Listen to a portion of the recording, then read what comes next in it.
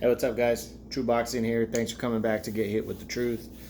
Um, Today we're doing the what's next on Esquiva Falcao, Falco or Falcao. Excuse me. He returned on Saturday, I believe it was February 20th on the Miguel Berchel Oscar Valdez undercard, and he actually did really well. He took on former two-time world title challenger Arthur Akakov, and he got a clean. He just kind of overwhelmed Akakov, was beating him up. Akakov was doing some things, but he just, I think he broke his nose and he had to retire in his corner. But it was a good pressure-filled fight from the Southpaw Falcao, and he is moving up the ranks with that. I busted him into top 10, beating Akakov. Akakov's a dude that a few years ago some people thought he beat Billy Joe Saunders, and that he got robbed in that fight.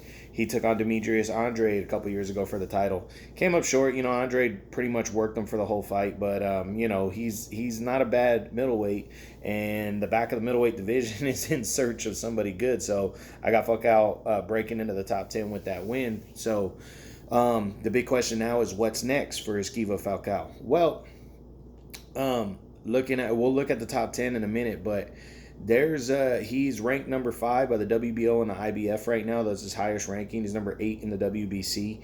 I can see Falcao moving up the rankings and possibly getting the title shot. At some point he might have to, I think he's gonna have to go through a final eliminator.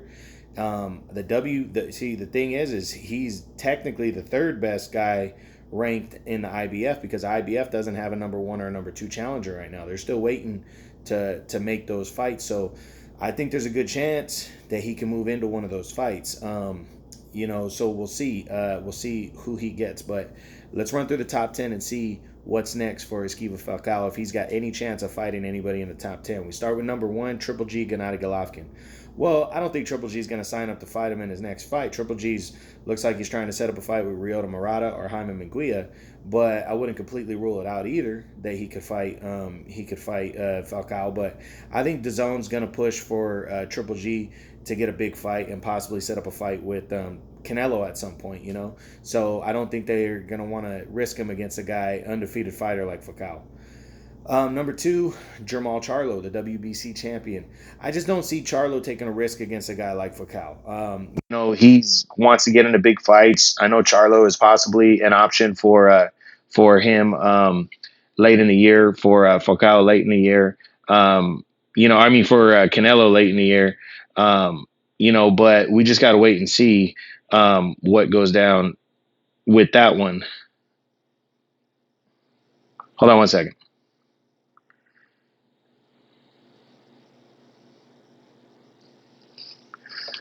We just got to wait and see what's going on with Charlo. After that, number 3 is in the middleweight division is Demetrius Andre. Andre doesn't rule anybody out, in my opinion. Andre is looking to fight anybody. He's fighting Liam Williams next. Maybe he fights a guy like Esquiva Falcao because he's undefeated, got a good resume. You just can't rule nothing out. I know Andre eventually wants to move up to 168, but Canelo's not available now.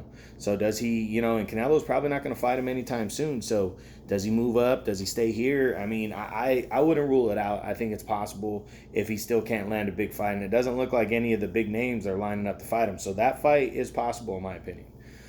And he's ranked number 5 in the WBO. So you never know after the fight with Williams for Andre. Number 4 is Sergey Derevyanchenko. Derevyanchenko's looking to fight anybody. He's a PBC guy, though, so I don't see PBC. And if Falcao is with Top Rank, I don't see that coming together. He's also coming off of a loss to Charlo, so I'm not sure he'd sign up right away to take that. Chris Eubank. I heard Eubank's in talk to fight Kell Brook.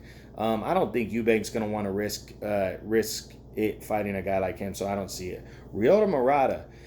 If Murata doesn't get the Triple G fight, I wouldn't rule this one out. But I think Murata wants to take a lesser opponent before he fights somebody like Falcao. So I'm going to lean towards a no. Plus, Falcao's not even ranked in the WBA, which wouldn't be hard for him to get ranked. But I just don't see this one next.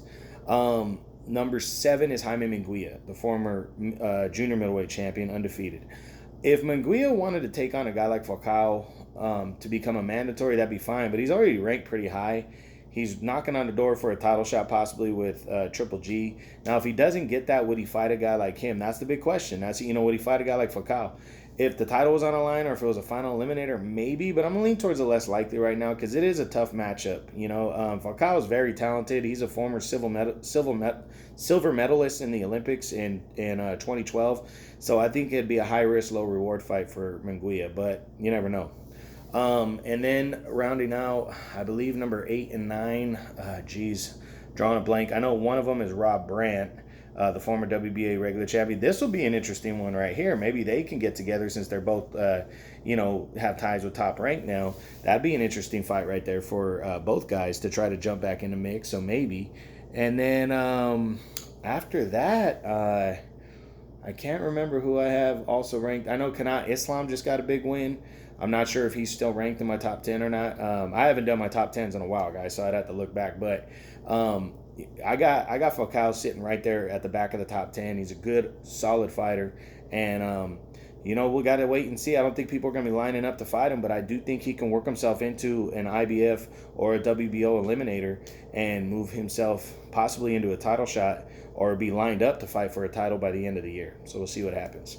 But that's it. That's the what's next on Esquiva Falcao, the former silver medalist from 2012 and undefeated middleweight contender right now. True boxing, you've been hit with the truth.